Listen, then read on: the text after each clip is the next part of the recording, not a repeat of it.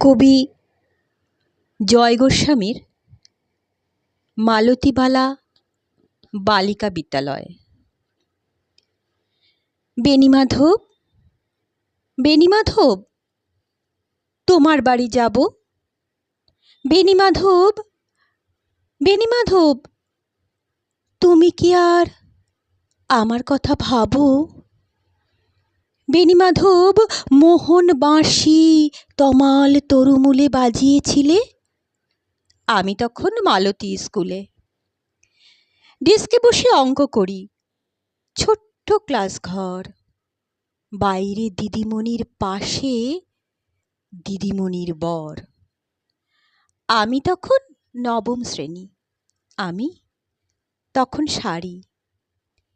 আলাপ হলো, বেণীমাধব, সুলেখাদের বাড়ি। বেণীমাধব, বেণীমাধব, লেখাপড়ায় ভালো। শহর থেকে বেড়াতে এলে আমার রং কালো। তোমায় দেখে এক দৌড়ে পালিয়ে গেছি ঘরে। বেণীমাধব, আমার বাবা দোকানে কাজ করে। কুঞ্জে অলি গুঞ্জে তবু ফুটেছে মঞ্জরি।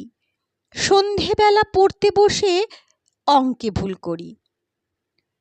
আমি তখন নবম শ্রেণী, আমি তখন 16। ব্রিজের ধারে বেণীমাধব, লুকিয়ে দেখা হলো। বেণীমাধব, বেণীমাধব, এত দিনের পরে সত্যি বলো, সেসব কথা এখনো মনে পড়ে? সেসব কথা বলেছ তুমি তোমার প্রেমিকাকে?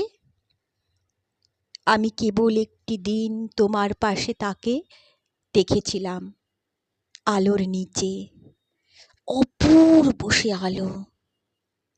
স্বীকার করি, দুজনকেই মানিয়েছিল ভালো। জুড়িয়ে দিল চোখ আমার, পুড়িয়ে দিল চোখ।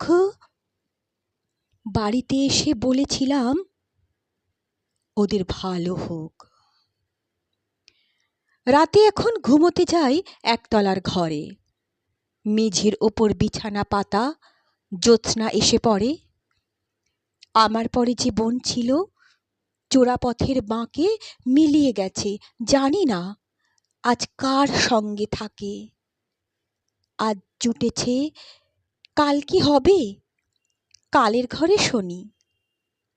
আমি এখন এই পাড়ার সেলাই দিদিমণি। তবু আগুন, বেণীমাধব, আগুন জ্বলে কই।